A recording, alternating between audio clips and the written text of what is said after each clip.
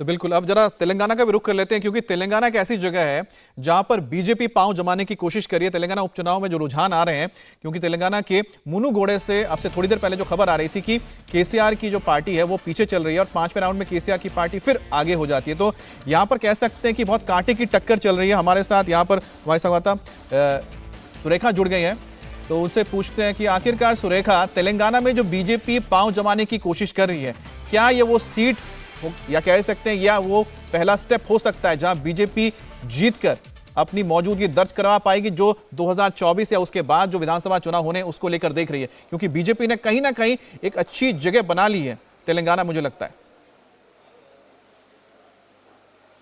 जी हाँ, एक तरीके से ये काफ़ी अहम हो जाता है ये सीट और ये उपचुनाव, क्योंकि जिस तरीके से बताया जा रहा है राजनीतिक विश्लेषकों द्वारा भी कि ये सबसे महंगा उपचुनाव है और साथ ही में सबसे अहम भी है, क्योंकि एक तरीके से सेमीफाइनल के तौर पर देखा जा रहा है। क्योंकि अगले साल जब यहाँ पर विधानसभा के चुनाव होने वाले हैं, उससे पहले कि ये सीट है या फिर ये चुनाव हो रहा है, और इसीलिए इसे माना जा रहा है कि अगर यहाँ पर जो भी पार्टी जीतती है इस चुनाव में, वो कहीं ना कहीं पकड़ अपने आप को मजबूत करने की स्थिति में रहेगी।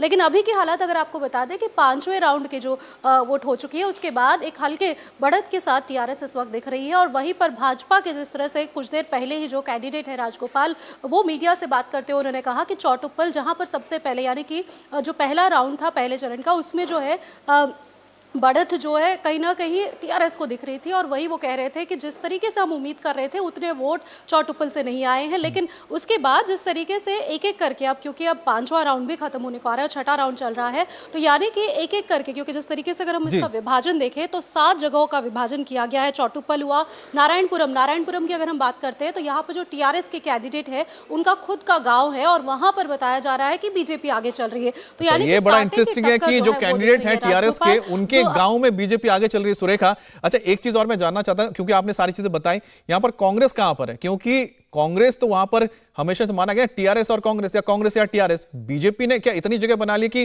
कांग्रेस का भी वहां पर अभी लगता है नहीं कुछ जगह बन पा रही है? और साथ ही राहुल गांधी तो अभी वहां पर ही मौजूद थे, उसके बाद भी कांग्रेस को जगह नहीं मिल रही है, दूसरे नंबर तक भी नहीं आ रही है।